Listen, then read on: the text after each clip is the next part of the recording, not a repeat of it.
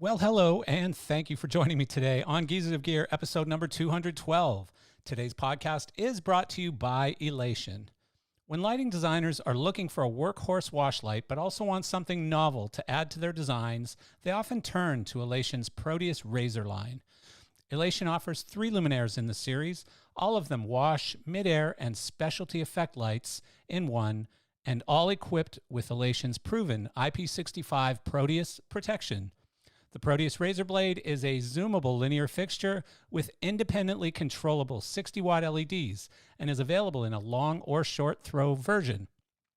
Great for mid-air beams or even washes, it's lined with 2 high-intensity strobe lines and includes Elation's patented spark-led eye candy effect, so its creative versatility is outstanding. The Proteus Razor 1960 is a zoomable LED wash and effects light with 19 independently controllable 60-watt LEDs. It projects well-defined mid-air beams at 17,000 lumens, as well as an exceptionally wide and even wash coverage. Easy for me to say. It also includes the spark-led eye candy effect, and continuous pan and tilt rotation adds another layer of dynamic effect. And finally, the Proteus Razor 760 is the little brother to the Proteus Razor 1960. It houses 7 independently controllable 60-watt LEDs and offers all the versatile features of its bigger brother. Check out Elation's Proteus Razor line at www.elationlighting.com. And today's podcast is also brought to you by our friends at Mainlight. Mainlight, the partner you trust with the gear you want, is a dry hire rental provider. Excels in offering superior lighting and stage equipment without competing with its customers, offering everything from high-intensity lights for large events to precision fixtures for theater and TV or film. Mainlight also offers for sale used equipment with a 60-day depot warranty. All equipment is meticulously maintained, tested, and Mainlight owned with no brokerage. With 4 key locations, Mainlight Tri-State in Teterboro, New Jersey, Mainlight East in Wilmington, Delaware, Mainlight South in Nashville, Tennessee, and Mainlight West in Las Vegas, Nevada. They combine the resources of a national company with the personal touch of a local provider. Mainlight consistently updates its inventory with the latest in lighting technology, truss solutions, and control consoles, including a wide range of weather-resistant IP65 fixtures for outdoor venues. Visit mainlight.com to explore their offerings and connect with representatives across all Mainlight locations, ensuring your event's lighting needs are met with expertise and efficiency. Yeehaw, we're back. And so, yeah, those were not the easiest promos I've ever had to read in my life. Elation loves all these words that they mash together with all of these mythical Greek gods and stuff piled in there. And I think Eric Loader does it just so he can laugh at me as I'm reading it. I think they sit in the creative copywriting room and they go, wait, let's tell him these 3 S words all together at once, and they're all going to be 5 syllables each. And yeah, so I know there's some laughs going on, and haha, good on you guys. I'll get you one of these days. LDI, again, I keep talking to people. I think people feel sorry for me because I wasn't there, so they're calling and telling me all their great LDI stories. Also, by the time you hear this one, you will have probably heard the Chris McMean LDI report, basically, and lots of other stuff, too. We had a great talk, Chris and I believe that was episode 211. So definitely go back and check out the Chris McMean podcast if you haven't heard it already. It's a good one. But yeah, again, LDI was an amazing show. I've talked to so many manufacturers now who told me, you know, they wrote record orders and people were actually buying things. People were pre-ordering things that aren't even shipping yet, which is a rarity in our industry. And I love it. I love how great a show it was. I actually talked with the organizers a little bit too. Next year's looking amazing. I think I've heard that it's already 70 or 80% sold. The floor space is almost sold out. That's going back to like, God, the 90s or 2000s last time I heard those types of things. So that's amazing. Good on them, man. These ladies, well, and men. There's lots of men in there too. Don't want to be sexist, but I know 2 of the ladies at the top Marion and Ellen are doing a fantastic job. They've worked their butts off through some of the hardest times, certainly the hardest times that our industry has ever seen, where you either couldn't have a trade show or you could have one, but it was hard to get people there. So good on them. I'm really happy that we're celebrating them today because they've done a great job. So what else did I want to talk to you about today? I love this time of year. Just almost everyone in the world, in business, entrepreneurs I know, friends of mine, everyone gets to slow down a little bit, except, there's a few that don't, probably basketball players, football players, because there's all of these games either on Thanksgiving or on Christmas Day. Like now, somehow football has moved into Christmas as well. It used to sort of avoid Christmas and just do Thanksgiving, and basketball kind of had Christmas all to themselves. But now, and I'm a huge hockey fan. I'm Canadian. I have to be a hockey fan. It's part of my heritage. It's what you got to do. You sign this thing when you're a little kid saying, I will obey and I will, eat my vegetables and I'll do all these things, but I'll also watch hockey. So I like to watch the junior hockey tournament that goes on sort of from Christmas till New Year's. I think before Christmas, I think it's on already now. I haven't watched any, so how big of a fan am I? But yeah, so everyone kind of gets time off and gets to slow it down, except for, some athletes who are going to play on Christmas or over the Christmas holiday. And of course, yes, the lighting and sound folks out there who really don't get many days off throughout the year. It's pretty crazy how this works, but I know people take actual Christmas off for the most part, but then, there's a couple of days in between, and then boom, you're into 15 different New Year's Eve shows that you have to do. So, it's big, heavy season. You got to collect your money when you can, and then maybe exhale when you get into January a little bit. Although I'm hearing a lot of not exhaling right now. One of the folks I just spoke to for probably the longest I've ever talked to him in one call, Patrick Dearson, who's a dear friend of mine and one of my favorite people. Love the guy. But we probably talked for 2 hours on the phone the other day, just really catching up on all kinds of things. And he's one of the few people who told me that he booked out almost all of December. Like he just basically said, I'm not going to do it. He didn't do F1 on purpose. He hasn't taken on a lot of shows in December, except a few that he really wanted to do. And he just said, I'm chilling.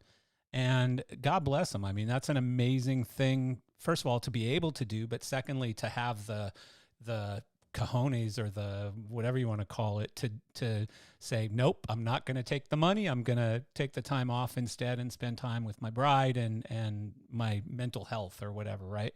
And of course, we talked about his birthday present that he bought himself this year. For those of you who don't know, and I'm going to rat him out here a little bit, but Mr. Dearson turned 50 this year. So he bought himself this crazy military Humvee. And if you haven't seen it, go on Instagram, search for Patrick Dearson, and look at his Humvee. I mean, I'm not talking a regular plain old Humvee that you'd go buy from a dealer. This thing has like gun turrets at the top. And, it's insane. It's literally insane. It's the craziest thing ever. I've never seen a bigger midlife crisis vehicle than this one. Bigger physically, but also bigger from an ideal standpoint. But, good on him. I mean, Patrick works hard all year, does amazing work. He has saved up some money and go buy your toys, buddy. I'd rather you buy that crazy Humvee with all kinds of personality than a Lamborghini. And I'm not putting down Lamborghinis or the people who buy them, but at least you're different, And so, yeah, great talk with Patrick. Talked a lot about the stuff he's got coming up this year. A lot of stuff, not just busy, but busy doing some really, really cool and very different things. So, I'm loving those calls. I like when people have downtime and you can actually sit for an hour and a half on the phone with one of your good friends in this industry and just talk and listen. And one or the other isn't rushing each other off the phone. And by rushing each other off the phone, anyone who knows one of our sponsors today, Ben Salzman from ACT, you know what I'm talking about. Like, Ben decides when the call starts, he decides how long it's going to be, he decides what it's going to be about, and he decides when it's going to end. And I have one of those calls with him probably every week. And love the guy, but God, they're funny. Those calls are funny. You just know when the call's winding down because he's got this voice, you know, and he's got this style, and anybody who knows him will know what I'm talking about. So anyways, today's guest is a guy who is super talented, also super grateful, super happy.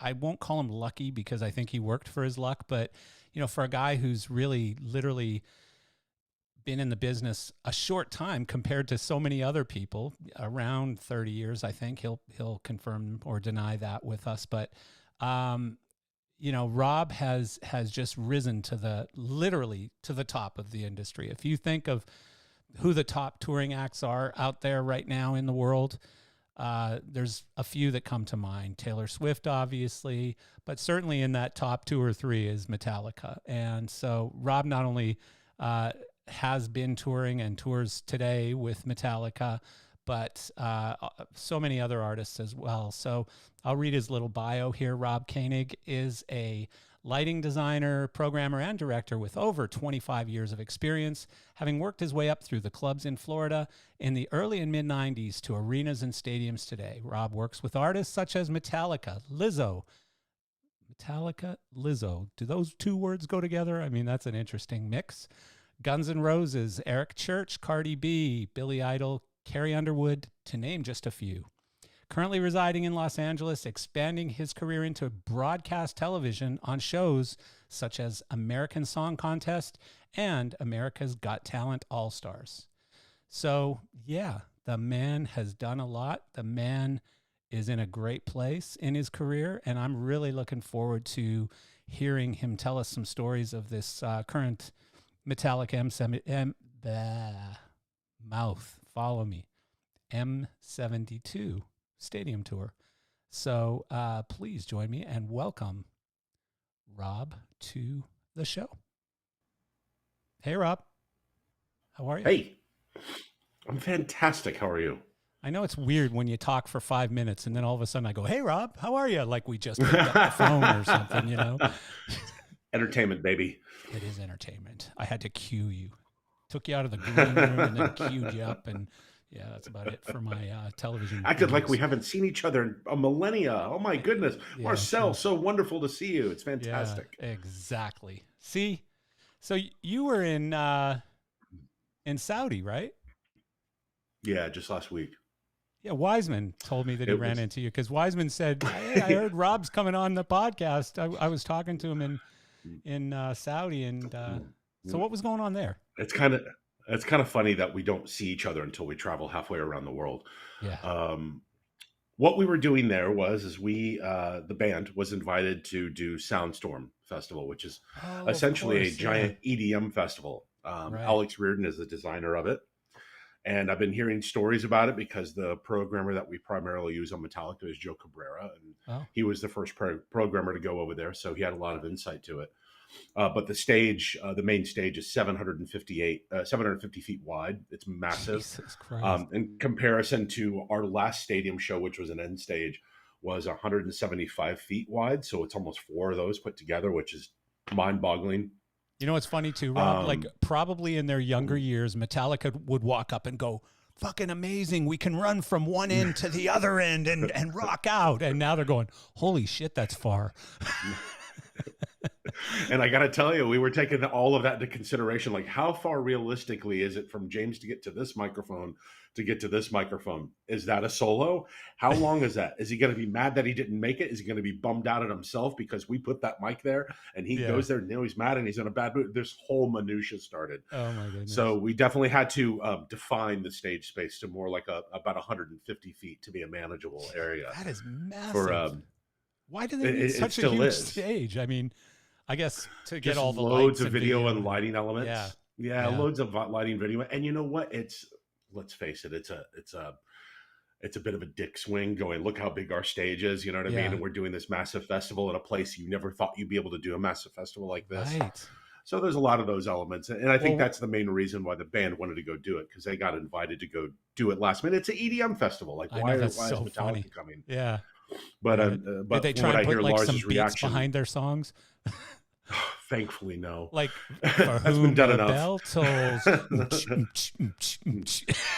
I'll send you send you some of those EDM remixes of some of that stuff. There's Oh, quite a really? few of them out there. But the guys released a record a few years ago as a I think it kind of served two purposes. It was an homage to everybody that covers their music, but also as a way to kind of ingratiate themselves to the younger folks coming up. And there's loads of young Right. and new bands, a lot of dance type remixes. I know Bad Bunny did a cover of a song. So Yeah. um, there's been loads of that over the years. The Spawn soundtrack had a remix of For Whom the Bell Tolls from I think Wow. Crystal Method. It was Huh. either Crystal Method or Chemical Brothers, but Oh, I yeah. got to hear that one. I'm going to make a I'll note of send that that over to you actually. once we're done. Oh, yeah, please do, because I want to hear that Yeah, one. yeah. I like some EDM stuff. Like I was always Mhm. early Crystal Method and early Yeah, Chemical yeah. Brothers I liked. Before it was And then called it just, EDM. then it got a little too repetitive for me, and it was just like, come on, And you man. know, I'm with you, and I like a lot of the innovators in the space. Like like when Skrillex really first hit the scene, Yeah. we saw him at a House of Blues in Orlando, and we knew him from his previous punk band. So we were kind of like, oh, well, let's see what this guy's got going on. And he, with what Sonny did and creating kind of a whole genre of dubstep Yeah. and created this new vibe and using, The big creating bass melodies with drops. filter sweeps and big Yeah. bass drops. And Yeah. I thought what he was doing was very innovative, much like Yeah. what, the Chemical Brothers and Crystal Method were doing in the 90s. Yeah. And I think he kind of reinvented the space. And then the guys like Zed comes right behind him and does some cool stuff with it. So Yeah. there's a little bit of that kind of stuff that I do dig. Overall, it's painfully repetitive, Yeah. and The we thing don't hear the nuance. We don't have ears tuned for that.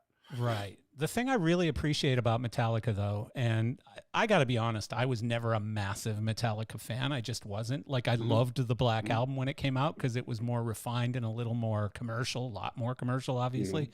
And, but prior to that, I was more of a like 80s glam metal bands, like very talented guitar players, very talented musicians, bit of a screamer on the vocals. That was always my Mhm. thing, right? And Sure. so Metallica was just a little too raw for me, I guess. But nobody has bridged all of these generations as well as they have. Like these EDM goers know and love Metallica. People my age and older know and love Metallica. It's like they've just done such an incredible job of not only longevity, but just like really pulling in fans from every generation. It's incredible. Very much so. When you look at their other contemporaries that came up at the same time, when you look at Slayer, you look at Anthrax, Megadeth, and those types of things. Sure, they have some different eras, but they're all very tied in together, and there's not a lot of variety there. Where Yeah. you can be, like you said, you're a Black Album era fan. Well, there's people that are Load era fans. There's people that are, believe it or not, staunch Saint Anger fans. There's Yeah. people that cannot get past the first four records, Yeah. and every comment stream you see was like, "Well, they haven't released a great record since Justice for All," and it's the same crap every day. Yeah. Yeah. But it's kind of, the haters People that are are always going to passionate about hate. it, right? People are passionate Totally, about it. and Yeah. you know what? When I was younger, I was too. I was mad when the Black Album came out. It took me a Yeah. while to like be okay with that record because it was such a departure from what they had been Yeah. doing Well, previously. and it was so commercial. It was a Load sellout. You're a so sellout. Well, commercial. hey, there's So nothing wrong when with Load, doing what you love to do and actually getting paid for it too. That's a pretty good thing, right? but see, those of us in the underground that was like a betrayal. You know what I mean? Right. You sold Yeah. out, right? Yeah. Took me a little I while to get get it. my head wrapped around that record, but when Load and Reload came out, I was finito with them because Yeah. they were the guys that used to get up on stage in jeans and t-shirts, and now they're wearing makeup and leopard print and have piercings. Like, Yeah. who are Yeah. you guys? I'm with And you. even I'm with you. they'll even joke around that era, like, what were we thinking? Well, But you know what? they tried. It was a Similarly, different era. They didn't work out. I grew up in Canada and a bass player and singer. And so of course I was a massive Rush fan, especially, I'm 59 years old. So I was right there when they were getting big. I was a kid playing bass and singing. And I was Outstanding. like, wow, I found my new idol, my God.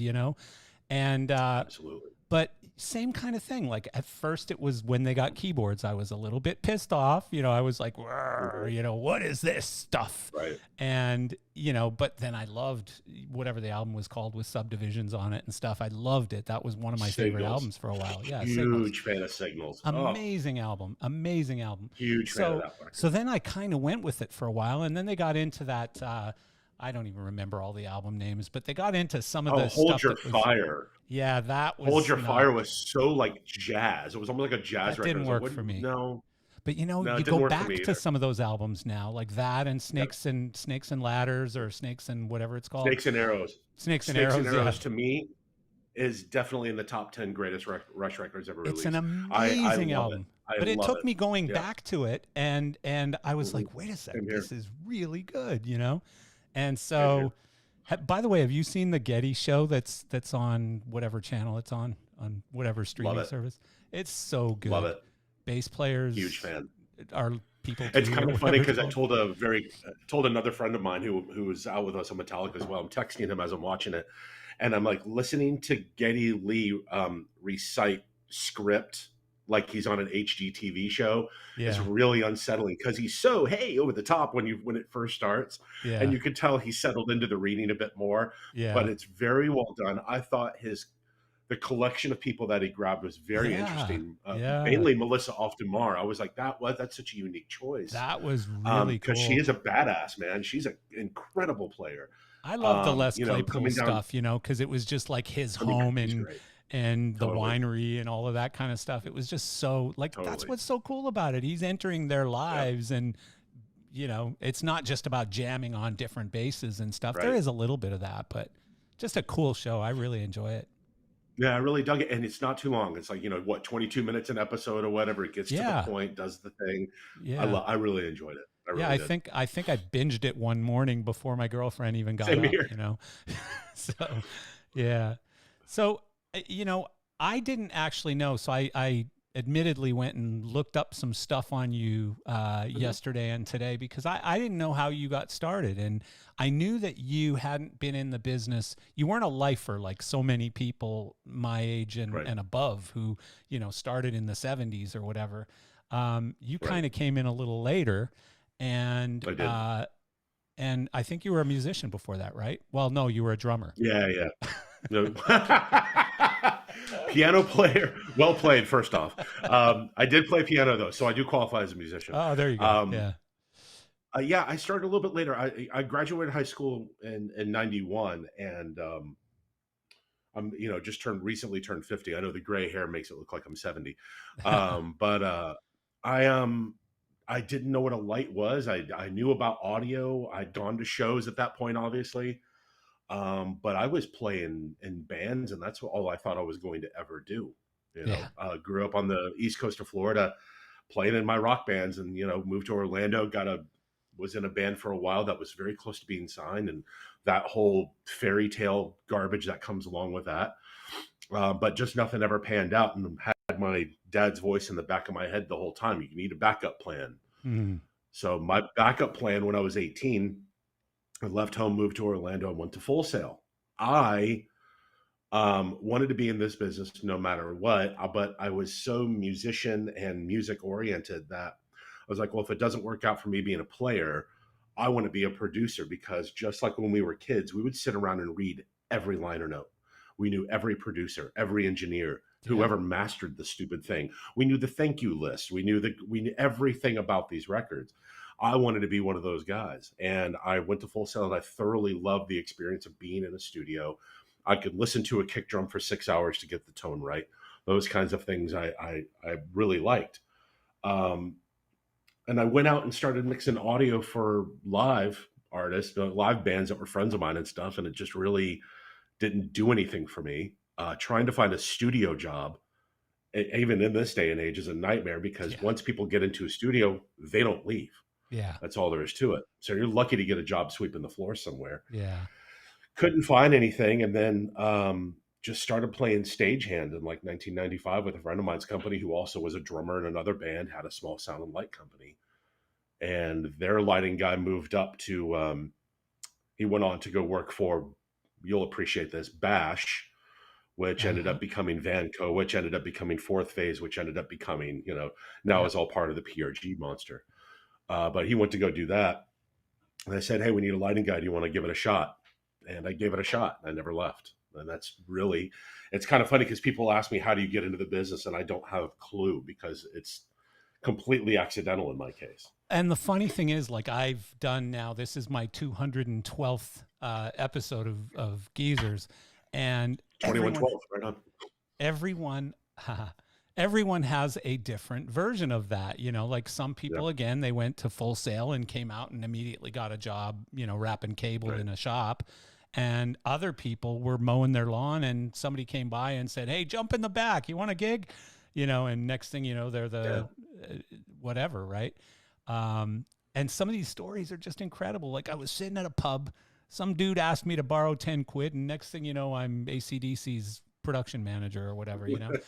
So, I mean, just crazy, crazy stories. And I love Yeah. that about this business. And especially in the early days, like now it's much more contrived and planned Very much so. and Very much so. educated, like people are actually Yeah. learning how to do this stuff. And, it's more corporate now, obviously. So, Well, it's more corporate now, but also through the wonders of social media, and that we give some of these younger folks a bit of a glimpse into what we do. They see it from a younger age now. right. All we heard about roadies when we were younger is that they're just terrible drug addled, prostitute having terrible people, and we while didn't they really were, know what the job was. yeah, And while they were, while they were, that's gone away for we didn't years really now. know what the job was. But now these people see it, and they get into these high school programs that are absolutely mind blowing. Like I Yeah. cannot believe the high school programs that I get told about. I just myself and Herrick Goldman just went to Austin for our friend Scott Kinnebrew to go talk to a class full of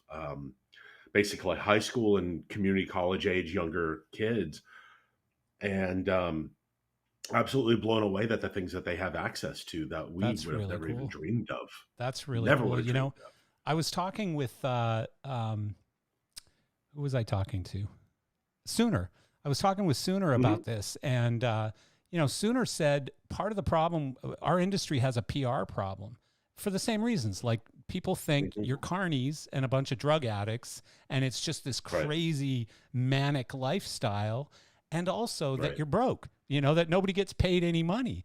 And Sooner said people don't realize, kids don't realize that when you're looking at your sort of options for what are the things I should do with the first 10 years of my career or 15 years of my career, they don't think of how about touring with, some really great acts out there, seeing the world, doing all these great things. And by the way, making a pretty damn good wage these days too, Absolutely.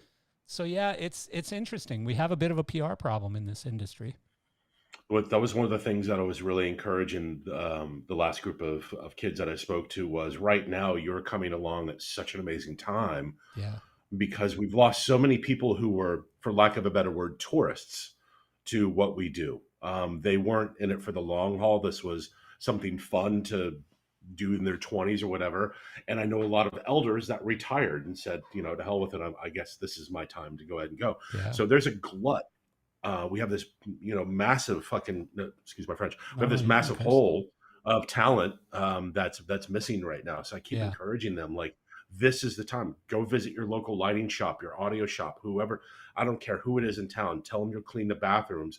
But before you know it, you're going to be the kid on the cables. You're going to be doing moving lights. And the next thing you know, you're going to be doing shows. It's going to happen very briskly for you. Part of the problem with that, and you may disagree, is sort of a where we're at in the world right now problem, where and it's not political or anything. It's a generational sort of attitude where they want to either be a social media influencer or they want to be at the top of the food chain. Like they want to be making, six figures right out of high school. And, I shouldn't be in a shop working my butt off and wrapping cables. There's so few people with that sort of old school mentality of I've got to work really hard and I'll work my way up from, French fries to, flipping burgers to this or to whatever, right? Whereas, back in the day for us, that's how things were done. You just worked your ass off, got noticed, got some opportunities, worked even harder, got better opportunities, and boom, next thing you know, you're the LD for Metallica, To a certain degree, I can kind of see where you're coming from, but I know my daughter's work ethic and obviously your son's work ethic with what he's doing with his racing and everything. Yeah. I see their side of it. I see that people like my daughter Cleo and your son Jeremy are more than willing to put in the work, the effort, and to build things from the ground up, and to put in their time, put in their 10,000 hours. Yeah. To be the greatest at what they do. My daughter works in the sciences. Your son works in racing and is starting to have a very prosperous career by doing that. Why? We'll Because see. he's putting in his work. He's putting in Yeah, his we'll 10,000 see. hours. Yeah. So far, it's prosperous in But reverse. but I Yeah. do see a lot of that. Forgive me, we're old curmudgeons. I see a little bit of that old curmudgeon, this new generation type Yeah. stuff. Yeah. When I realistically think that it was our parents who said the same thing about us, and their parents who said the You're same not thing wrong. about them. Yeah, you're not wrong. I do think that there's always going to Kids be the these people that days. will take advantage of the system.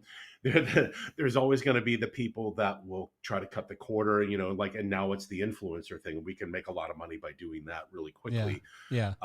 But I do see a lot more people. Here's a great little quick story. This woman shows up. I want to say we were in Phoenix. Shows up in front of house, and she's wearing the concession stand shirt on, and she's got her son with her. And she goes, "How do you get into this business?" And like we spin around, like, "What's going on?" It was a load-in day, and we're like, "What would you like to know?" "Oh, this is my son, and he really is interested in all of this." And I'm like, "Okay, what's your name?" "Mikey's my name." "Okay, great. What are you interested in?" "Oh man, I want to do lights. I see these shows coming here." I'm like, "Come on, let me give you the grand tour." Oh, And wow. That so was gave cool. and everything. My front of house guy, John, wrote down a couple books and then a couple local Phoenix sound and light companies to go work for and go, "Here, come check back in with us in 6 months and let us know your progress."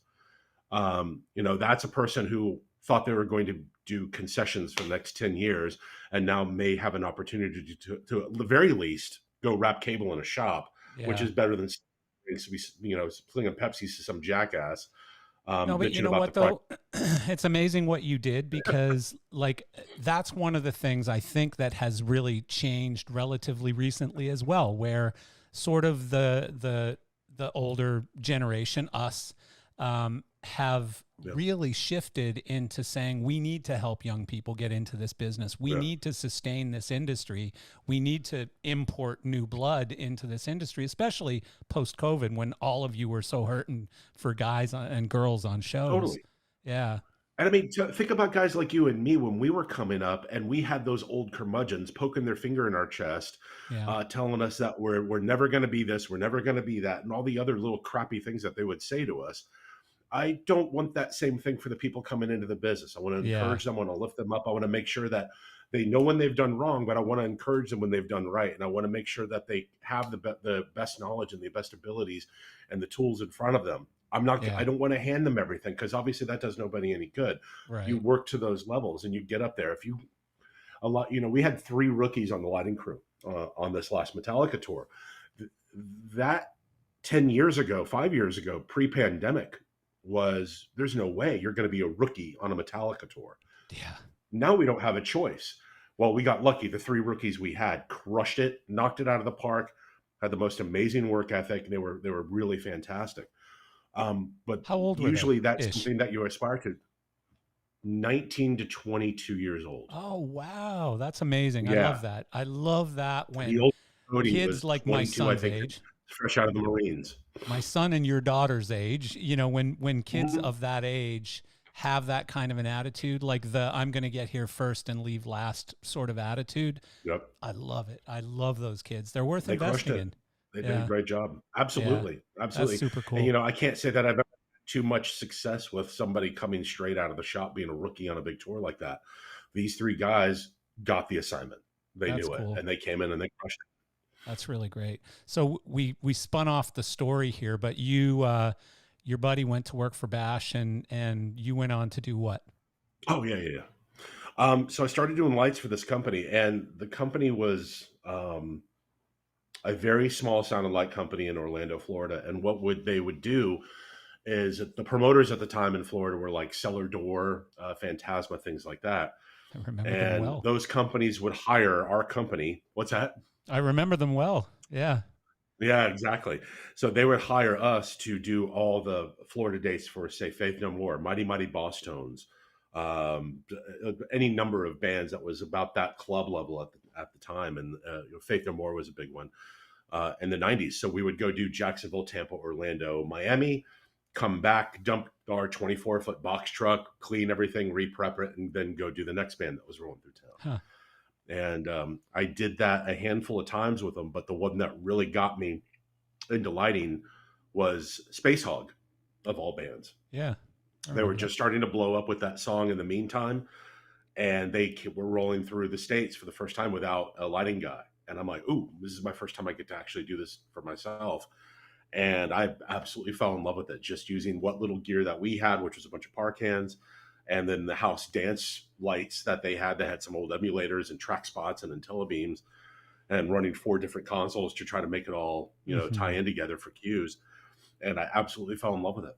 And it just, that's what started the ball rolling. That's wild. Space Hog. No, I Space remember Hog. them. Yeah. I remember those tours Great too. band. My ex-wife was a record person. She worked for Geffen and Universal Music, and so I had to go to most of those shows with her. I mean, talking about Chemical Brothers, I was remembering immediately one of the not Ultra Music Festival, the music conference. When they did, I think it was called Music Conference or whatever, but when all the EDM bands came down here, and it was like a big record selling convention basically. And then Right. Ultra kind of built off of that and then just took off. Right. But anyways, she said to me one day, "Hey, do you want to go see Chemical Brothers in Miami Beach tonight?" And I said, "Yeah, that'd be fun." She goes, "Okay, cool. I'll make the plans, and we'll book a car to get down there or something so we can have drinks." And I said, "Okay, cool. Yeah, that sounds great." And so I don't know, a few hours later or something, I said, "What time's the car picking us up?" And she said, "Around midnight." And I said, "What?" And she said, "Yeah, they're on at 2." And I'm like, "Fuck that. Yeah. Hell no." They're on at 2. I did one of Forget those it. showcases, and it was with American Records. It was Rick Rubin's label. Yeah. That was the first time I had ever been in the presence of somebody like Rick Rubin, being like, wow, this guy's like, he's got the golden touch, because everything he had touched by the 96 was just amazing. And then doing weird things like working with Slayer and signing them to his label and all But this stuff. he's weird though, because So he's kind of like Fonzie, because like nobody's ever really seen what he does that's so magical. It just ends up being so magical, right? Like nobody can tell he you will why. absolutely let you know he has no technical ability whatsoever. He's a professional listener. Yeah, it's just a That's feel what he that he's does. got. He's got a Yeah, feel it's a and he knows feel. what's right or wrong. Yeah, it's It's wild. amazing. So we got going to do that, but we did one of those showcase type things, and it was Slayer, God Lives Underwater, and I can't remember the third band, but those 3 bands that he had on American that were showcasing that night. And it was this one amazing little intersection. You've never seen a crew load out so fast, because after the Slayer show, our club was turning into a hardcore rap show. Across the street was RuPaul, and then across the street from that was Morris Day and the Time. Jesus. And so we have a bunch of punk and metal heads here, a bunch of gangster thugs that are about to show up for the hardcore rap show, the gay community over here, and then the well dressed community of Morris Day and the Time. We're like, we need to get out of here, because this is just a powder keg. You need some real parking logistics so that there's no crossover on those, where somebody's getting his car while somebody's dropping off his car, and it ends up being a gang war or something, It was absolutely amazing. We're like, we've never loaded a box truck so fast in our lives. We got out of there so fast. But yeah, it was fun. It was a good time. I remember when they first started, and I forget what it's called, but there's like a hip hop music week in Miami Beach. And I don't know. I don't remember what it's called, but literally it's all hip hop music all the time. And it just takes over Miami Beach, and it's all the big artists and stuff. And, I remember the first year they did it, and there were all kinds of shootings and fights and stabbings and this and that. And they were like, we don't know what went wrong. And I'm like, really? You didn't think of this in advance? Like, they like to have fun, There's a reason like why the metal community, like I was touring with so many metal bands at one point, and I finally realized, like, these people are angry. They write angry music. It's my favorite music, but they're also angry. I don't want to be so angry all the time. So I split off and started working for some lighter artists for a while there, because they're angry. Have you ever gone into a mosh pit? Oh, when I was a kid, all the time. Absolutely. Really? Oh, I was always scared to death of those. I wanted to be at the other end of the building. Oh no, the first one I ever saw, I was 14, and it was, you're gonna love this. It was a Monsters of Rock tour, which was Van Halen, Scorpions, Dokken, Metallica, and Kingdom Come. Wow. So Kingdom Come comes out, and this is Tampa Stadium. This is 1988, summer 1988, and Kingdom Come comes out, and the whole crowd's just like it's lukewarm. No one cares about them. They're a Led Zeppelin ripoff. Everyone's just like that. And then I watched the stage start to change to Metallica, and I had already been a listener by about 3 years at that point. I started listening to him in '85, and when you saw Lars's drum kit roll out, and you saw the backline carts turn around and expose the logos, a stadium of people. This is a band that we could go see in clubs just not too long ago, but a stadium of people erupted. You could see them in the wings, which is something that we could not see before. You didn't see your heroes strapping on their guitars. They just suddenly would appear, right? No, they're in the wings or hanging out like normal dudes wearing normal clothes, and they come out and absolutely destroy the place. And that was the first time I ever saw a pit.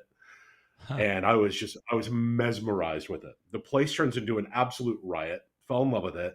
And then I probably watched 6,000 people just leave. They were absolutely done. Like, Metallica hadn't even released Injustice for All yet. It was just about to be released. They were spent. And they were the biggest thing on the tour. They were the biggest thing on the tour. You know, I was your predecessor. I was at a Metallica Lollapalooza in Chicago. And it was the front of house was a tower that was fairly elevated. And I remember standing up there with him, and he's like tapping me going, "Marcel, look." And I looked down, and this mosh pit to me just looked like absolute, I'd never seen it from that angle, right? And I was like, holy shit. And you're watching girls with their top off and guys grabbing their boobs as they're floating over the, surfing over the audience and stuff. And I'm like, that's somebody's daughter. Leave her boobs alone, And I'm watching this like a parent going, God, what is happening out there? It was just complete mayhem.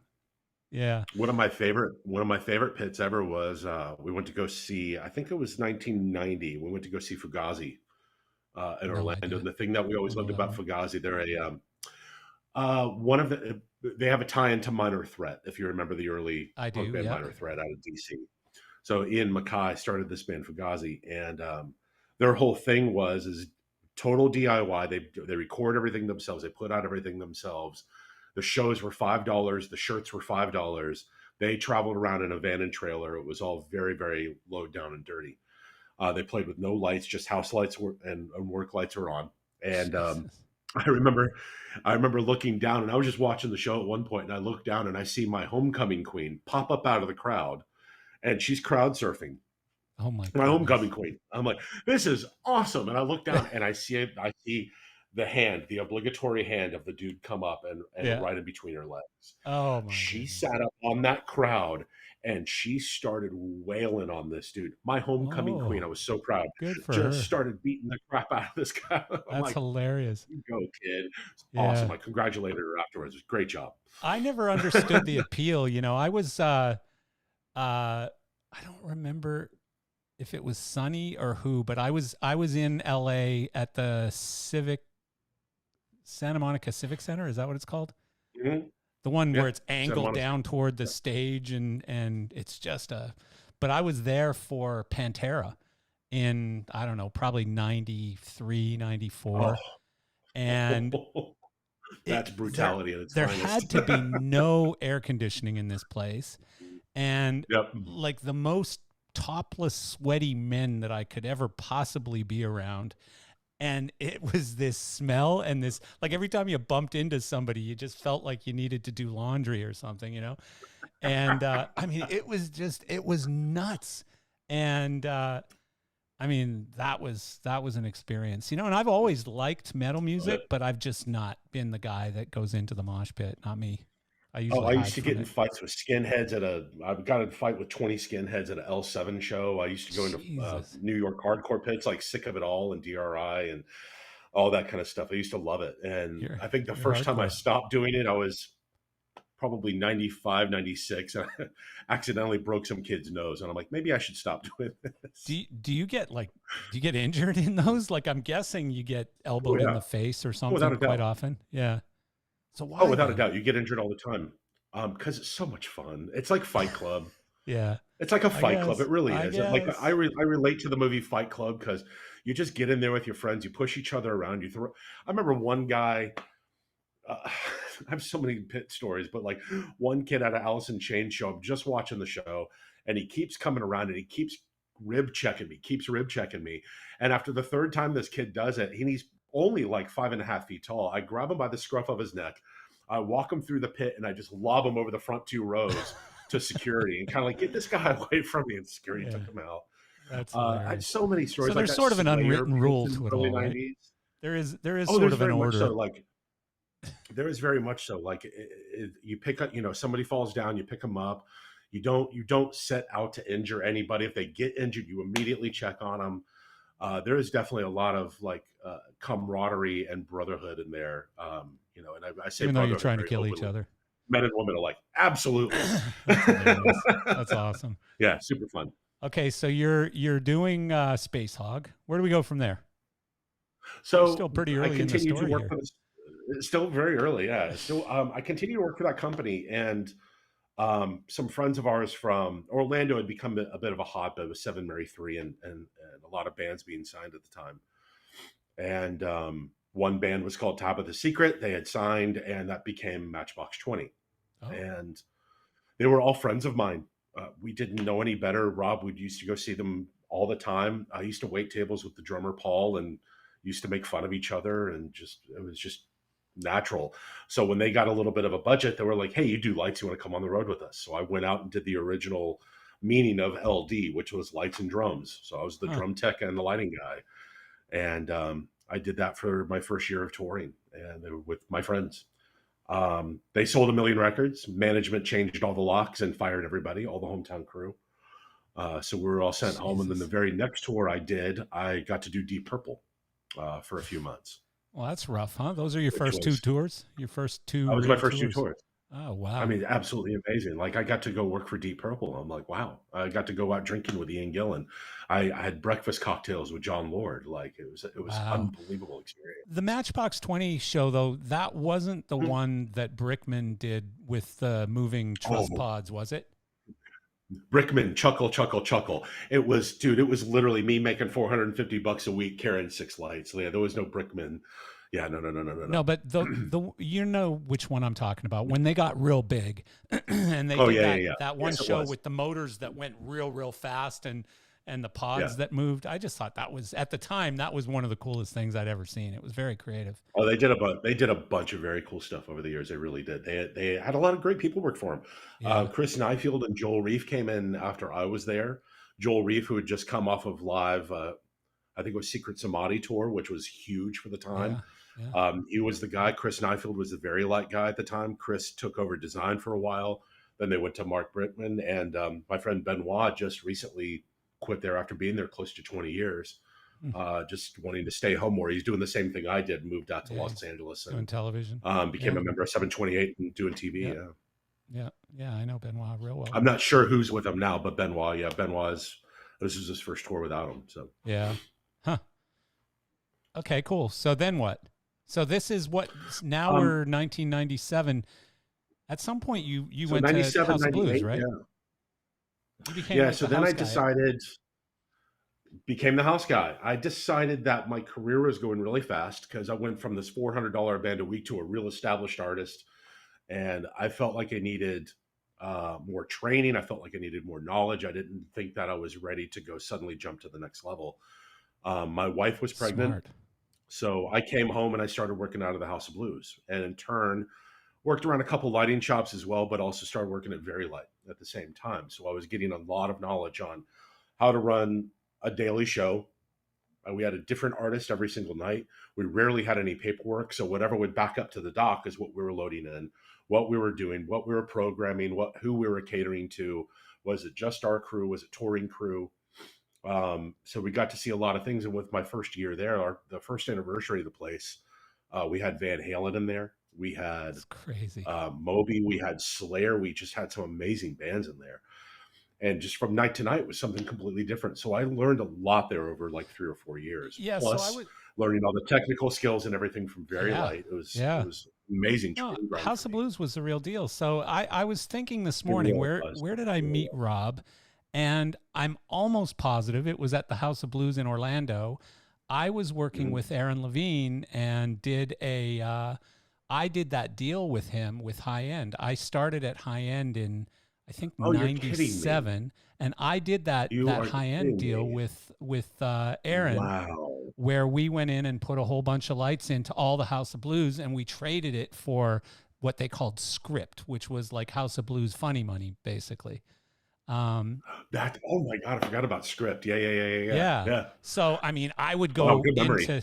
I'd go into different House of Blues locations, sometimes with a couple grand in script, and be like, hey, who wants to come drink? Who wants to come have dinner? Who wants to, we had some great parties at House of Blues, and we went in, I forget what light we were introducing at high end. I wasn't there very long, but we did a launch party for a new light at House of Blues in Orlando as well, and catered it, and it was Technobeam. You're right. Yeah. So that was me. Henry Koenig did all the hard work, but it was me who put that together. And I remember that party very, very distinctly. Yeah. I remember that. So that's where I met you. Was that House of Blues in Orlando? That's funny. Wow. We had a longer history than I even realized. That's amazing. Yeah. Aaron Levine, I just saw him not long ago. He was actually a production manager, producer on a Metallica event that we did at Griffith Park. Oh, really? I think a year and a half, 2 years ago. I need to reconnect with Aaron. I love that guy. Yeah. He's crushing it, man. He's doing great. I'm really happy for him. Is he? Really happy for him. Yeah, Very well deserving, funny guy, super put together. Knows when to say yes, knows when to say no. I like Aaron. He's good. Yeah. People. Yeah, no, he's a good dude. He's so I was that deal started. I was at Martin and flew him out here. We had meetings and stuff. And then I called him up one day and said, hey, I'm leaving Martin, and we're going to need to change up some things on this whole idea that we're talking about. And he goes, yeah, no problem. Wherever you're going, you tell me. And so I went and made a deal with High End and said, hey, I got this deal in my pocket. You guys want to do it? And they said, yep. And so, we put it still together. To this day, I love the studio color. So well done. Yeah. Well, I had nothing to do with creating the studio color, that's for sure. I just sold a lot of them. I actually didn't even sell that many. I just happened to be in the place where they got sold, because PRG was put under me, and some of the biggest companies there that were doing business with them were put under me. And so I just got the benefit of being at High End, their biggest year in business, and being on top of some of their biggest accounts. So it was fun. It was a fun time. Some groundbreaking times there, definitely. Yeah. So, the part that I'm trying to figure out is then all of a sudden, it's Guns N' Roses and Metallica. And I'm sure a whole bunch of things happened in between those, right? So many years before that even happened. Yeah. It really wasn't, though, was it? No, it was so 2001.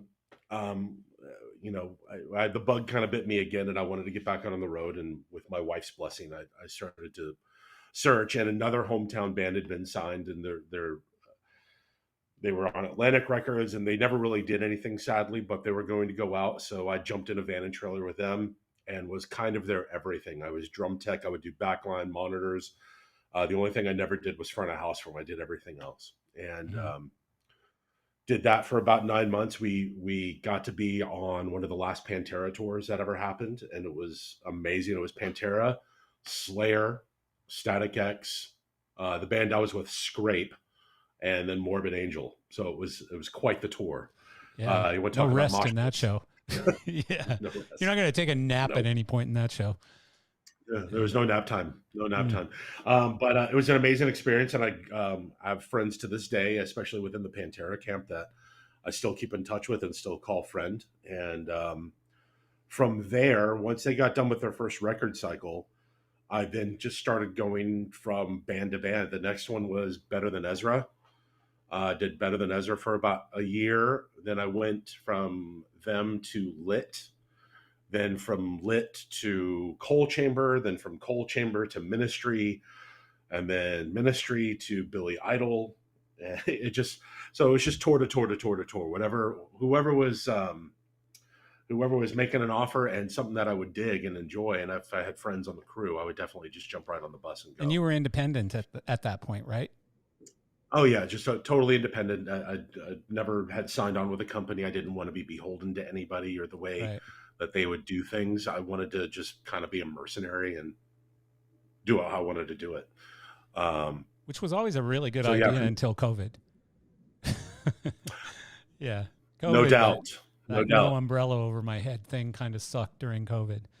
Yeah. Yeah, I So can imagine. We luckily our band stood by us, but that's a story yeah, for a little bit later.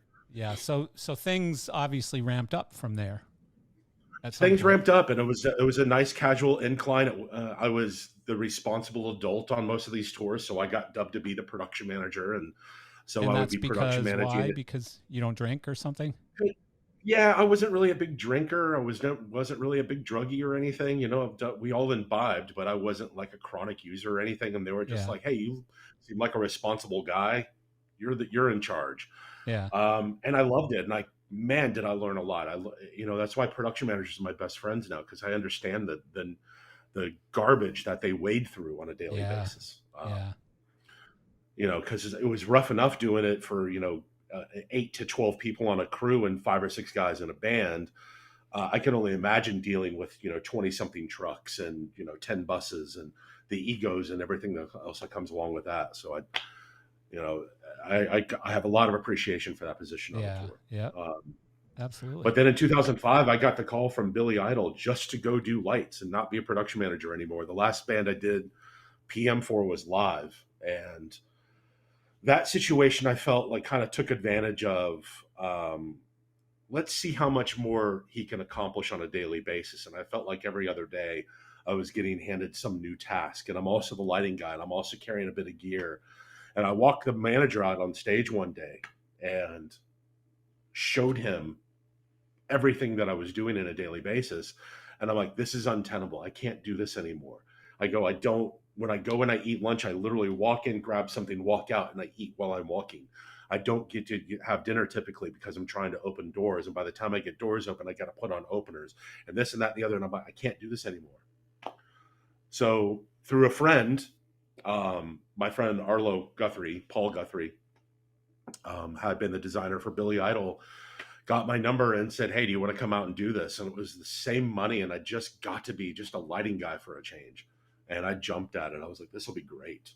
Yeah. So, and I did. I luckily have not had to double dip since then. So that was That's cool. 2005 when I started for Billy. Yeah. That's cool.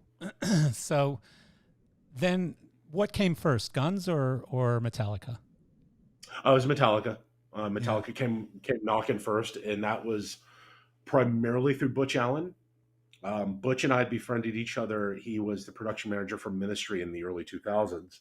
So when they called me to go do that, Butch was more than happy to share information. I was young at doing it.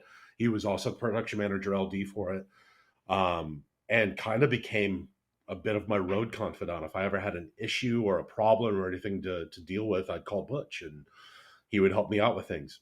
And then around 2006, he started throwing me little side project bands to go do that were either not in his wheelhouse or he was out with Metallica at the time.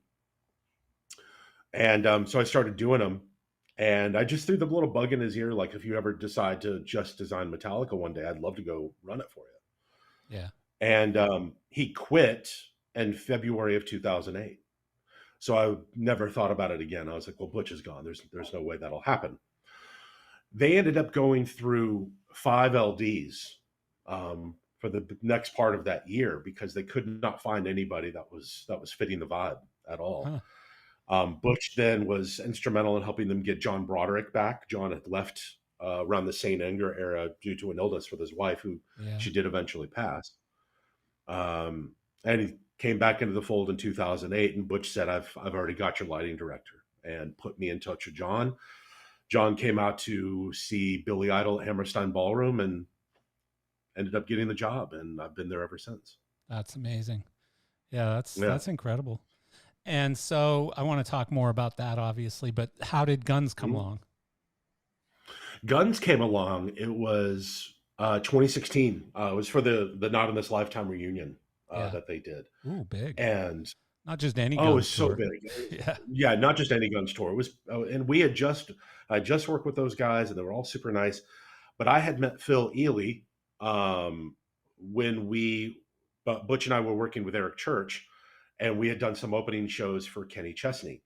Kenny Chesney had just replaced their LD with Phil Ely. Phil and I had maybe met briefly once or twice before, but he comes out with 72 hours notice, learns every cue and every spot call on the show, goes out there and just absolutely crushes it. Wow. Just That's crushed it. awesome. Just he's a monster, absolute monster. I love that guy. But he really dug what we were doing on Eric because it was such a departure using the same rig of what they were doing on Kenny. You know, Kenny was very clean, very crisp lines, very clean looking show. The way that Butch and I did Eric was very dirty looking. Eric gave me the best compliment ever one time. And he said, looks like you guys took a pretty light show, hooked it up to the back of my truck, drug it through the mud for a few hours, and then put it back up. I love it. And I'm like, that is the coolest compliment ever. I love it. But ours was a dirtier looking, rawer looking show. And like Phil loved it. So Phil called Butch and said, hey, do you think he'd be into it? Called me up. Metallica was off finishing up the Hardwired record and was able to go out and do it. So I was a programmer and lighting director for the first about 9-10 months of that. That's amazing. That's awesome.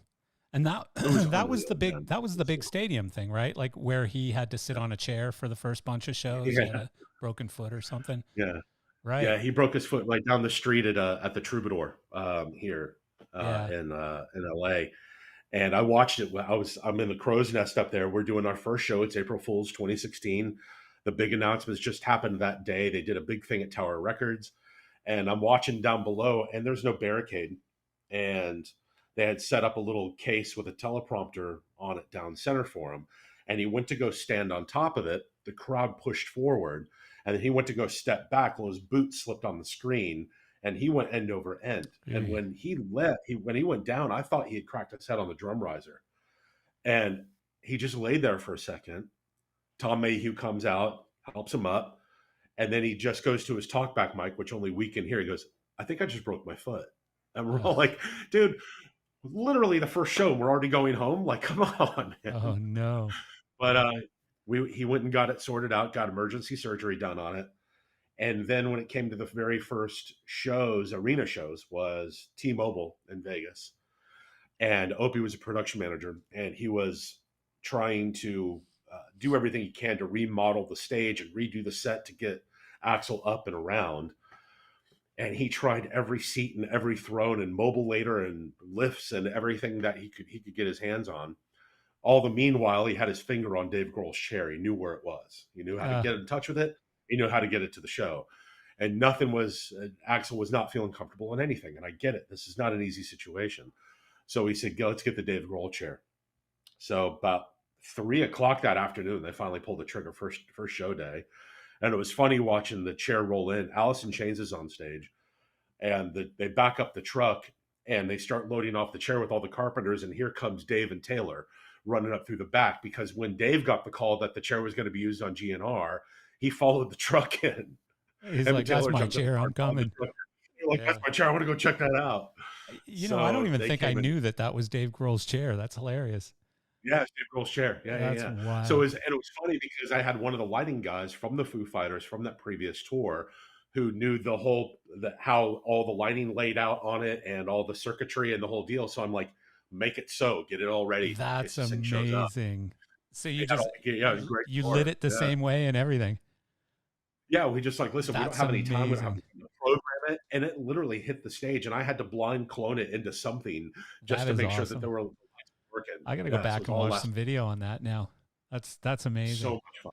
Yeah. So much fun. What blew me away? Because, again, I was never the hugest Guns N' Roses fan. I appreciate them and respect what they were able to build. I like Slash. But I always thought that Axl was kind of a douchey, whatever. And I was so impressed with what he did there with a broken foot, doing the Guns thing, and then bouncing over and doing AC/DC admirably. And I was blown away by how strong his voice was. I mean, it seems to have fallen off now. Like I've seen some recent live stuff, and he don't sound so good anymore. But for that tour and that AC/DC tour, he whooped ass. He was good. Listen, I mean, we all know about Axl. We all have our preconceived notions about him. We all know his history. We've seen it. We've heard it from friends of ours that have worked for him. But when that time frame happened, it was like this light switch, and he just was like head down. I didn't have very much interaction with the guy, just very, very occasional. But he was definitely head down into the work. He still had his rock star moments, Yeah. but he was working it, man. And everyone was naysaying him going to AC/DC, and I'm like, he's the only guy that can pull it off, and I'll be damned. Man, did He he? did. Oh, I mean, the like, AC/DC stuff sounded amazing too. Like it was just, really, he did a very good job of both of those, and that was incredible. Um, and I think it was good for him not being the king on yeah, site. You know what I mean? yeah, Walking into yeah, a realm with he's not the king anymore, yeah. He's just and a those paid guys were singer. telling him how the show was to be. Yeah, yeah, Yeah, yeah, yeah. yeah. It ain't your And band. I think that was good for him. I think that was good Yeah, for him. And then we brought some of those elements, like we started doing riff raff on the live show, and super, super fun. that's really cool. So, I mean, at some point, you had to have a pinch me moment where you're like, God damn, I am doing Metallica and Guns N' Roses. Like, you're a little younger than me, but we're from the same ish generation. And I mean, those are sort of idol bands, like those are the big pinnacle bands, and you're doing both of them at the same time.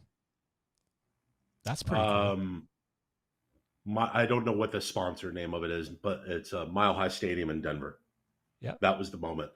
We had rolled in for Metallica, and I had left Guns N' Roses in late 2016 to go back to Metallica. And that show continued to roll on. I'd put Ron Schilling in the lighting director position, and he continued on with it. And we get to Denver Stadium one day on Metallica, and there's the banners like line the top of that stadium of their upcoming shows. And right over here was Metallica Stadium Tour, the one that we were loading in for. And Mm-hmm. two banners over was Guns N' Roses Not in This Lifetime Tour, which was coming back to Denver Stadium like in 3 months. Wow. And it just, man, it knocked me over the head. It Wow. was really one of those. I guess I did okay. I guess the 14-year-old Yeah. inside of me is going to Jesus. pat you on the back and go, I never would have expected that. Yeah. God, give me a Listening to sign. Appetite for Boom. There Destruction it and is. Yeah. totally just The like only thing they could have listening to done is Appetite Master of Puppets. Couldn't have thought of that. Couldn't have thought of stick that. stick No a way. space hog banner somewhere in the middle there, and you're in heaven, right? You're like, I've made it. Like, Yeah, that's couldn't believe it. amazing. That's really cool. I mean, you Yeah, know that what? was You that was gotta, definitely one of those. as much as some people might say it's arrogance or whatever, you have to celebrate some of those moments where, not that you're patting yourself on the back or anything, but you're just going, holy shit, I've worked really hard, and that is freaking cool. Mhm. That's the That's payoff, cool. man. It's a, Oh, we all hell work yeah. really hard to get to somewhere. We're the majority of us that got into this business in the first place. We got into it because we're fans. Yeah. First off, we're fans. Second off, we didn't fit in any other real environment. We're not cubicle guys. We couldn't sit in an office. We're all too ADHD. We want to go do things. We want to try stuff, and go into that same environment every day would drive any of us crazy. Yeah. So to be able to like go and work for people that you have a passion for, and in my position, when you're trying to paint the picture of the story that they're trying to sell, being a fan of the band or the artist is paramount to me. Yeah. And I've realized that very young. I went to go work for a band who I thought I liked, and I got out there and I did not like them. And I got fired within 2 weeks because I just did not translate to me at all. Yeah. And they felt it. They knew it wasn't translating to me. And that was the That's only an time I interesting ever got point. canned off a Yeah. gig. Yeah, That's a but I really just interesting point. I mean, it's probably just puts it at a whole different level when you mhm, do love the music and appreciate the music. yeah, You want to preserve that. You want to make it as best you totally, can, right? It's not just a gig anymore. Now it's like an totally. achievement, accomplishment. Actually, as a That's why side, stuck with Billy Idol for so long, because Billy was a big part of my growing up as well. Well, Billy was this big crossover pop punk artist, and I was a big punk rock guy. But I also loved Duran Duran as well. So he was this amazing crossover. So when I got to go do Billy Idol, it was so much fun. And he very much is a punk rock attitude kind of guy.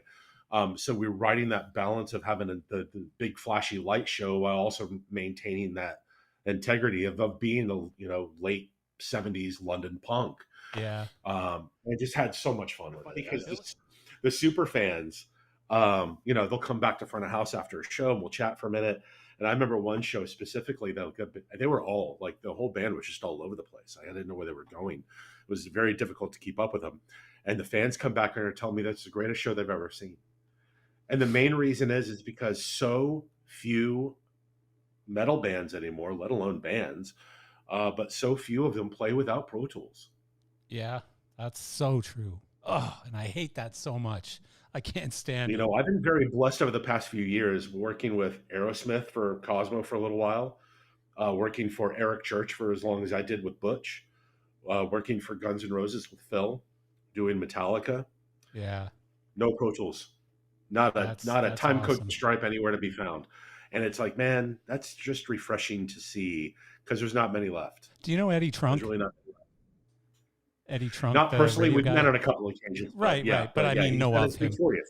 Yeah. So Yeah. he talks about it all the time. You know, he hates Hmm. click tracks. He hates recorded tracks. He hates recorded bass parts, recorded whatever, even backing Yep. vocals. He hates, right?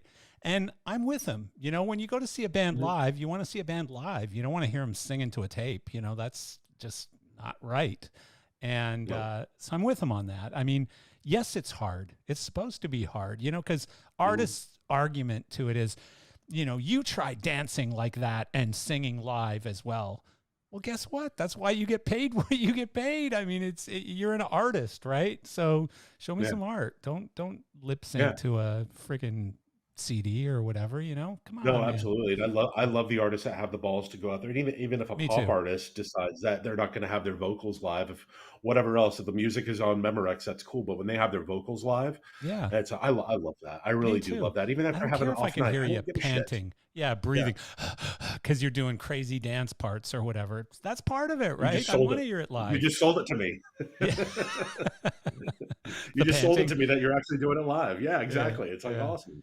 That's hilarious. Hey, speaking of live, I when Mhm. I was looking around for notes on you, you told a funny story, and I want you to tell it again because nobody listens to that podcast. I'm just kidding. Um, but it was about live, and you were the production manager, and it was about a truck driver. I had a feeling you were going to go there Hilarious with that one. story. Yeah. Hilarious story.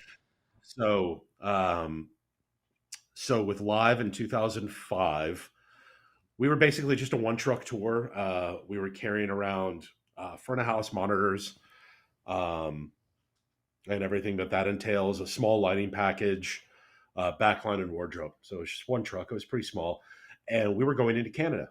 And I'd had a meeting with everybody and kind of went over what needs to happen and cases and everything else. And I had all my manifests um, and I made some comment that we've all been across the border a bunch of times, so this should be a no brainer. I had the brokerage company all sorted, so we were all set. The truck driver comes back over to me a little bit later, and when you said that we'd all been across the border a bunch of times, I said, yeah, and he goes, I haven't, and I'm Oh, like, oh, dude, all good, no stress. Come on, let's sit down. I'll walk you through everything you need to know. I've done this a bunch. So we sit down and we chat, and I give him everything. And he seems to have confidence. He says, now I want to know everything on the truck. And I'm like, listen, if I tell you right now that I want to learn how to drive that truck in a half an hour, and then I go and cross the Canadian border, and there's a guy, a border patrol, standing there with a 45 in his side pocket and says, now, double clutch and put this into second gear, whatever your terminology is, I'm going to fail miserably. So you yeah. don't need to know. You need to know that it's stuff for a rock show, it's soundboards, lighting boards, guitars, things like that. Okay, cool. So everything I assume goes well at the border. He shows up at the first gig, I think it was Toronto, and tells me a little story. So he goes and he gets to customs control. He hands over his manifest and tells them what everything is. And they say, "Well, what are you hauling?" He says, "Well, it's a bunch of music gear for a band. We're playing a few dates in Canada." And they said, "Well, let's take a look." So he pops open the back. Customs guy gets up there, and the last case on the back of the truck was the snake's trunk.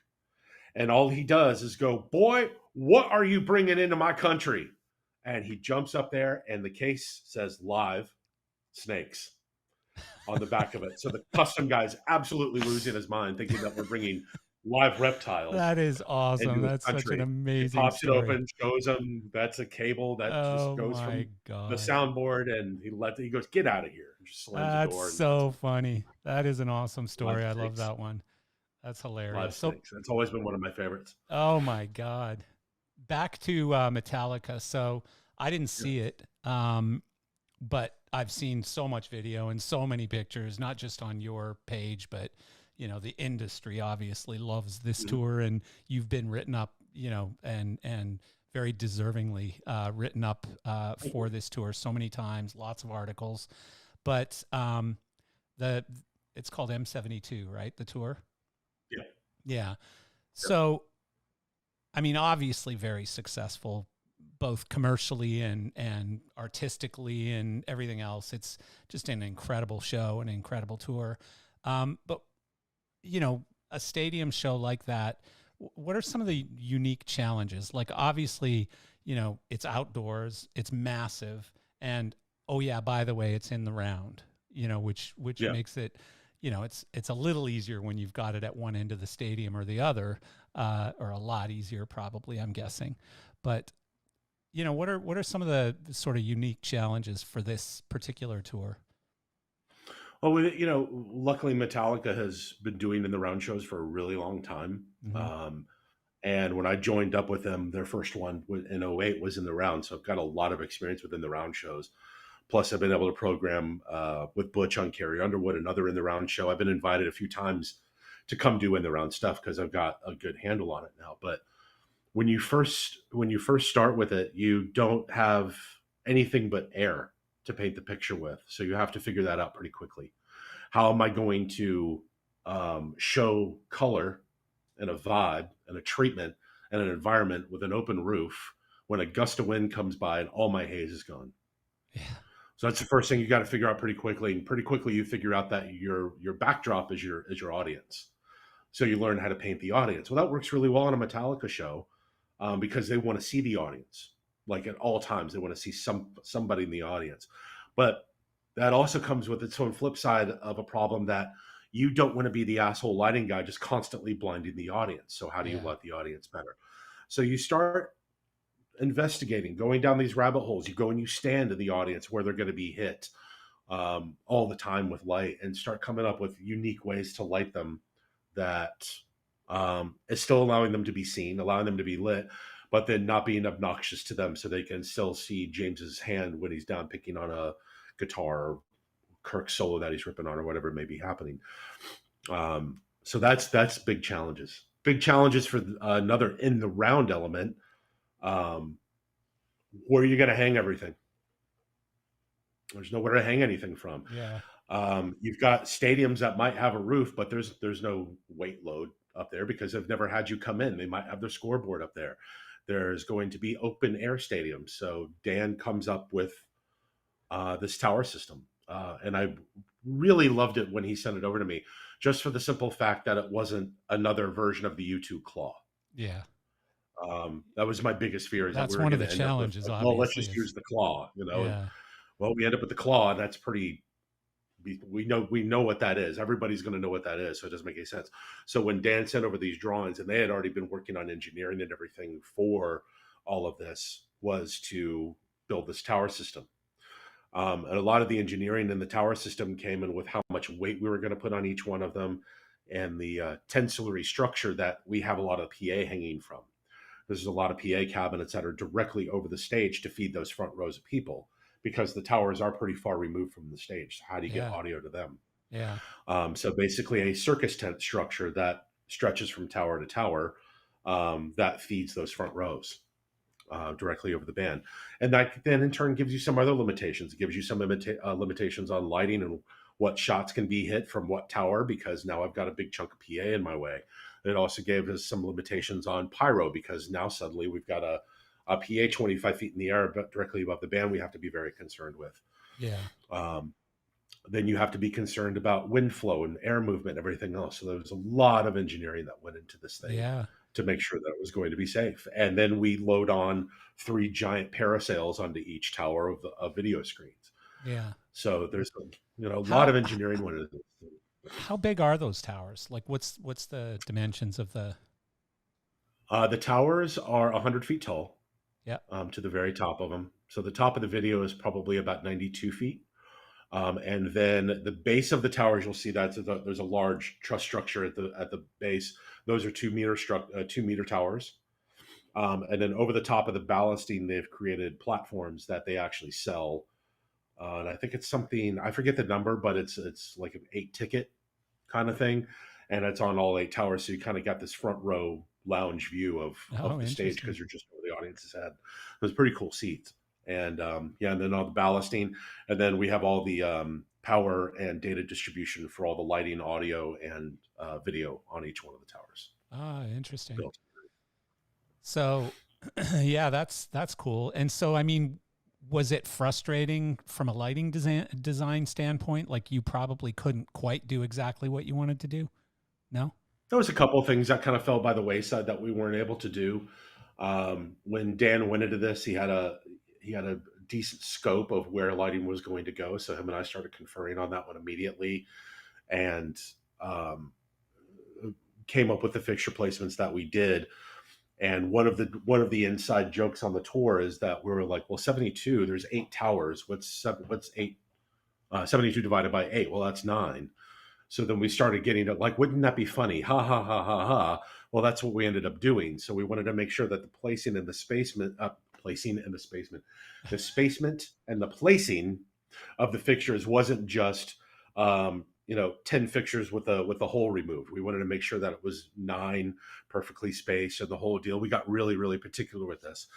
But we made sure that the spacing worked, and it did. And so there's 9 on top of each tower. So there's 72 fixtures times 72 fixtures.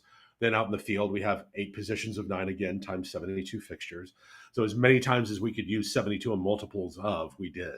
Yeah. Interesting.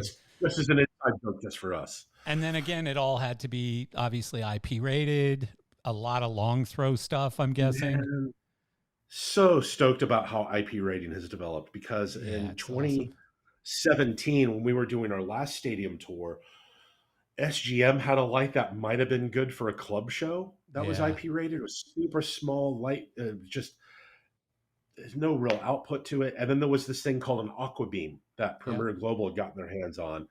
And Jean, who is now with Chauvet, was working with that company at the time.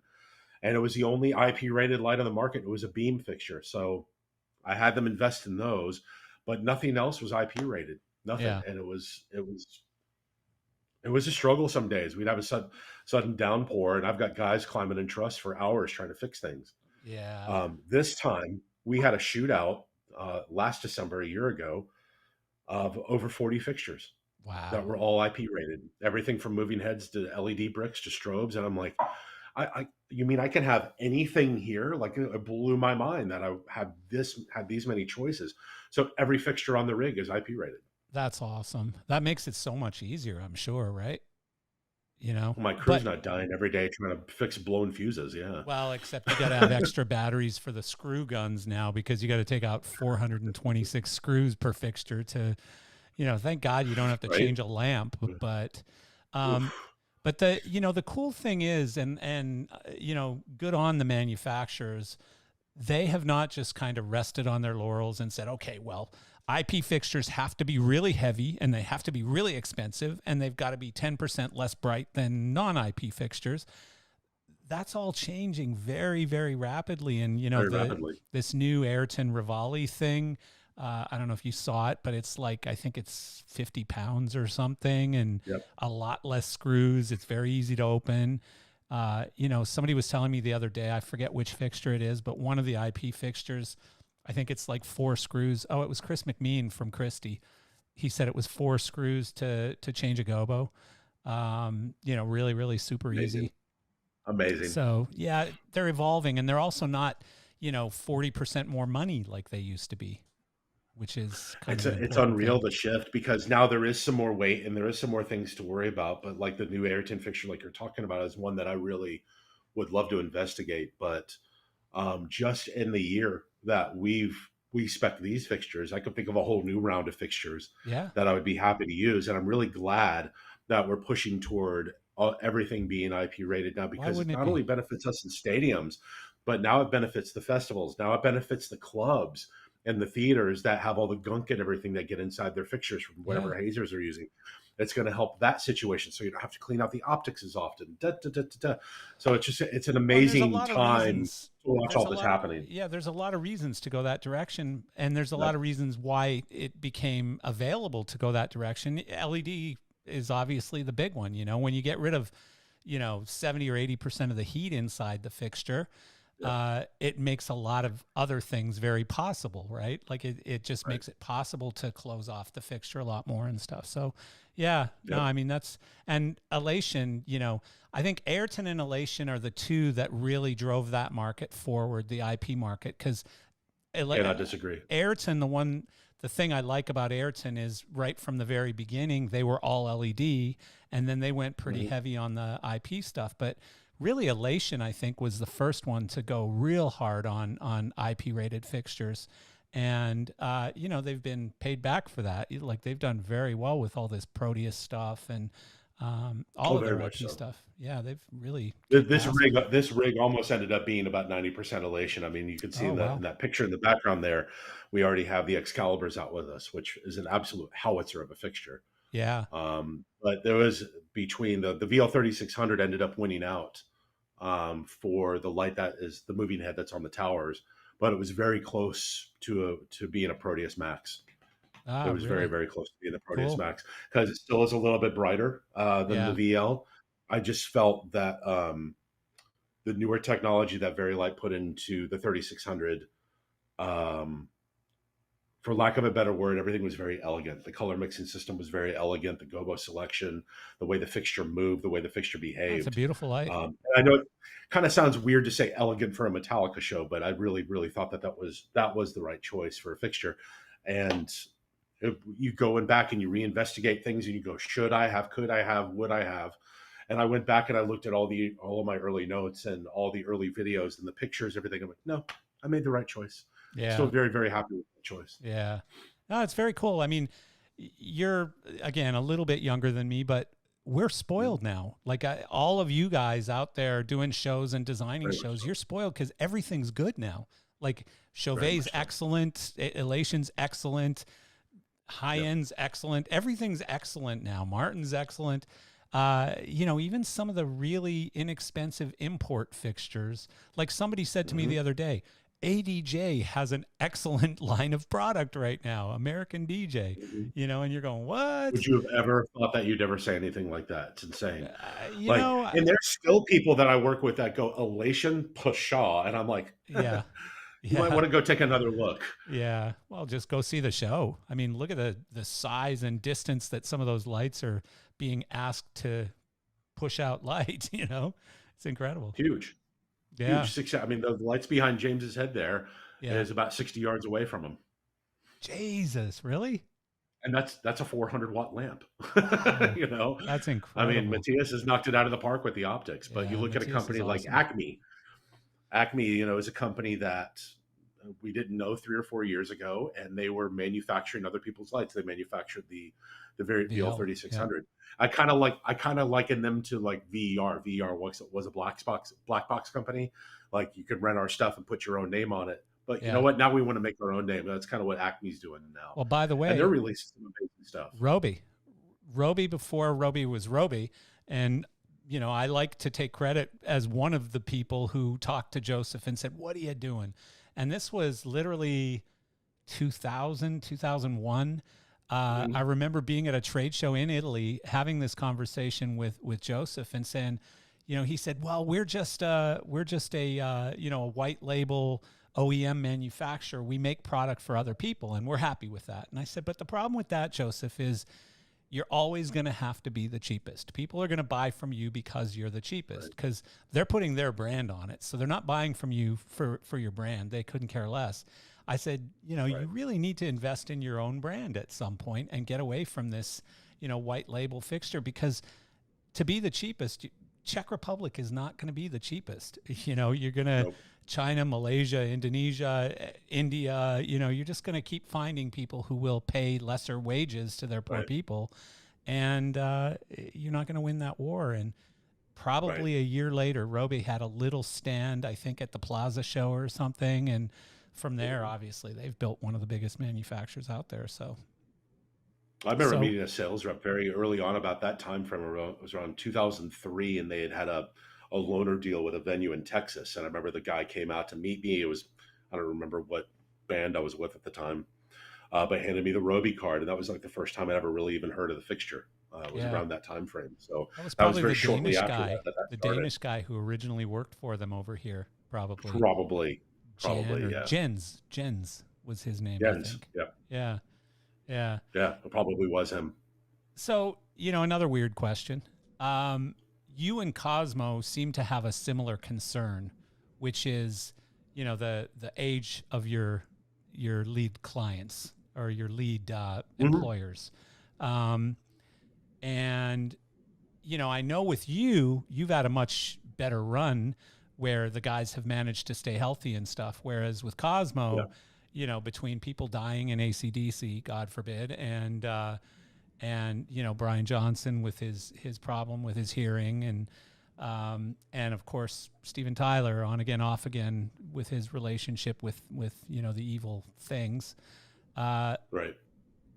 Do you have like a succession plan? Like, in your head, are you thinking Metallica's got another X number of years and you've got a spreadsheet somewhere that says, here, I'm going to start adding more television. Here, I'm going to do this. Here, I'm going to add another artist.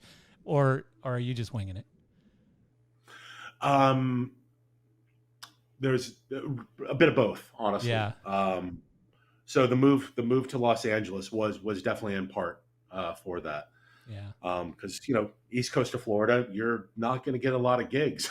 Yeah. And I came out here to program a show. I had a buddy of mine who owned a design firm in Miami, had come out here, started doing media server and lighting programming for a couple shows, and was much happier. And he went back and he had 10 employees and he started closing up his shop.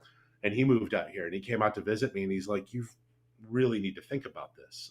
I really, really think you'd enjoy this. So I started thinking about it and started thinking about the longevity of my band. And then also started thinking about things like, I want to learn new stuff. I want to learn new things. I could continue just to work whatever pop or rock artists that I can, grab the same bag of tricks, do the same things, but I'm seeing it with the same set of eyes. And I'm not going to lie, there was a bit of inspiration from my hero, Neil Peart, on this. Yeah. He's a drummer, arguably one of the best in the world, that retrained himself how to play drums in his mid 40s. Yeah. So I go, why can't I retrain myself how to do lighting in my mid 40s? He went from like the whatever you call the club style to the sideways, the traditional or whatever it's called. I'm sure there's traditional grip and very, very much more relaxed in his playing. He wasn't bashing so much, and as he would say is he used a great term for it. I can't remember what it was off the top of my head. Inefficient energy. He wasn't expending inefficient energy anymore. So for me, it was, okay, what could I learn from this? So I very quickly had a talk with my wife and daughter. They were very into the idea of moving. We had all were born and raised in Florida. We wanted to change a pace. So we moved out here. I have an amazing amount of friends out here that I've met through doing the shows like the Grammys and iHeartRadio, and friends that own Volt Lighting out here. So I had an amazing supportive community who helped us get through the pandemic and then get us our 728 union card and been able to be a part of some amazing shows so far. And I've been able to take what I've learned from my friends in TV on a programming level and on a designer level and incorporate some of that into the Metallica show. Some of the thought processes, some of the visual things that we see and we're able to look at. And now the show's even better. I think this is probably the most photogenic I've ever made a show.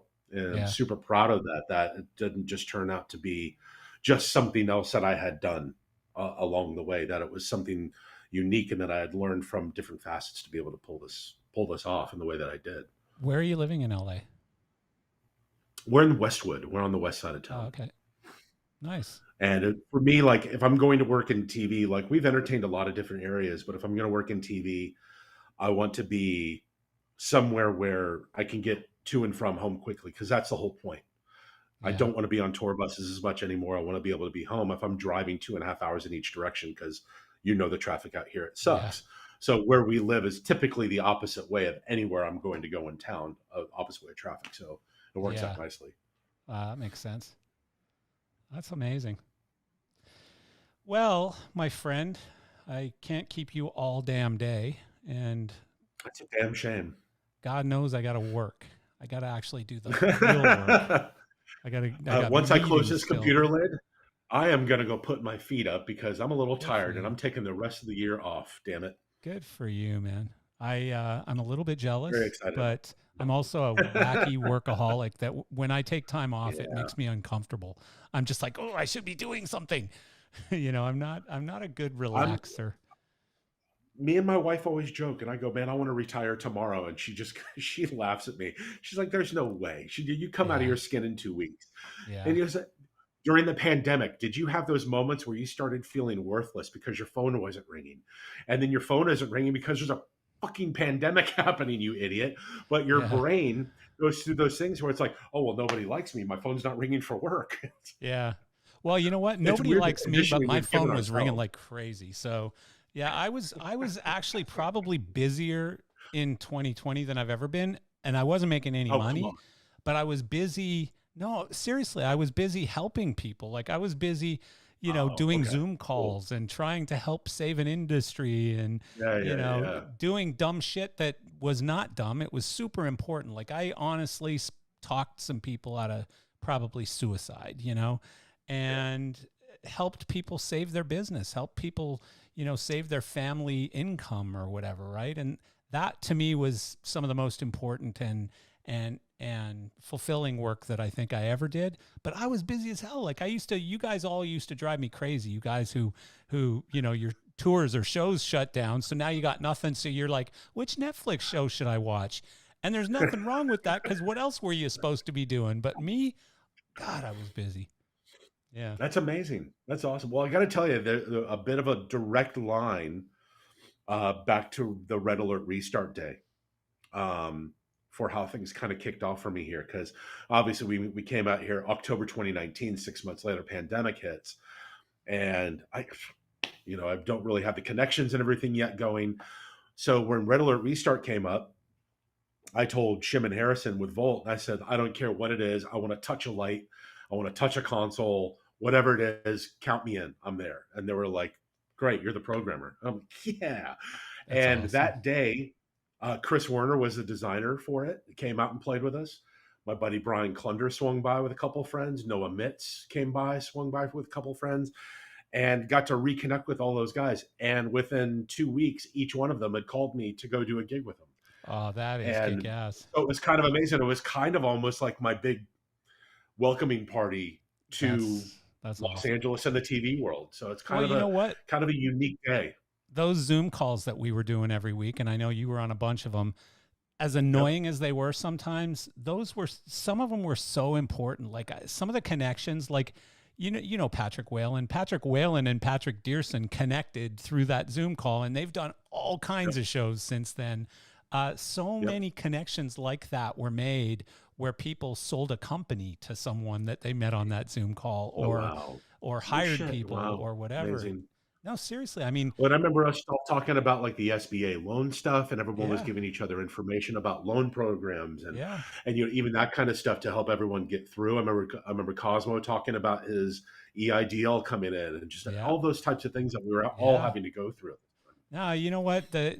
That's the stuff that I remember so dearly. Like, I mean, there was some real bad stuff that happened during COVID, but I think as an industry, it helped prepare all of you guys for how crazy it was going to become right after it.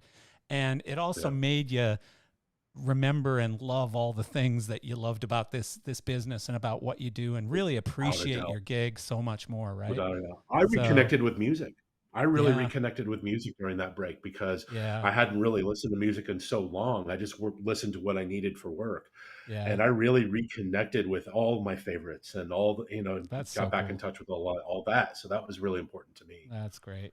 And I quit smoking during it because I was at home with my wife and Oh, daughter who would never let me smoke. So that's the for 4 years, biggest one. no smoking now. So Well, and one sad story was, every week or every couple of weeks, whenever he'd show up, was Nook down in the boiler room in his house, and smoking weed down in the boiler room, and I I still think of have my that stuff. profile picture on Facebook and Instagram with my caricature of me and him. Yeah, I know, I saw it.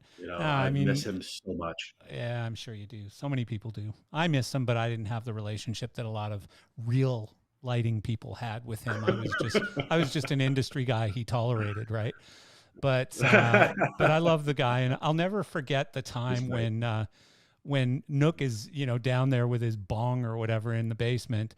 And John goes, Nook, you in the fucking basement or the boiler room or something? What are you doing? And he goes, yeah, my wife doesn't like when I smoke weed upstairs. So, and he's like, so you're in the fucking basement? And, John, like, he's got a way of saying things, right? And does he? I wouldn't know. no. John's very mild tongued. Yeah. Yeah. Sure. Yeah. Well, thank you so much, Rob. I appreciate it. And very welcome. Glad we got to do this finally. I hope to trip over you somewhere on the road when you're out with. I'd love to see that show, but I know you're in Europe next year, right? We're in Europe, but we're also doing some state shows next year as well. So yeah. We definitely don't get down to the Southeast, but definitely hit us up if you happen to fly out somewhere. Let us know. Come on out. I'd love to come see it because I've seen the video. I've seen all the write-ups on it and stuff. I'd really love to go see it. I don't think I've seen Metallica since what was the one where they had the fake explosion or fire or something? That one, I think, was the last one that I saw. Oh, it was all lights when the band was walking out. It was like the house lights were on. Oh, that was Load Reload Tour '96. Yeah. I think that's the last time I saw Metallica. I don't think I've seen them since then. Maybe I have. I don't know. I want to say Benoit was on that one too. Benoit was, I think, he was. He was moving light operator on that one. Yeah, he was. I remember that. Yep. Yeah. Wow. All right, my friend. Thank you so much. You're very welcome. And Merry Christmas if you are a Christmas type, and happy other stuff if you're not. But have some great downtime. Is that the new greeting now? Happy other stuff? I don't know. I'm so not politically correct, and I always fumble with the right things to say. So I just try to shut up, and I never do. I'm too dumb. I think I'm going to use that here in LA. Happy other stuff. Yeah, happy all the other stuff. Yep. Did I cover everybody there? Happy all of you and other stuff. Yeah. So yeah. All right, my friend. Excellent. Well done. See ya. Bye-bye.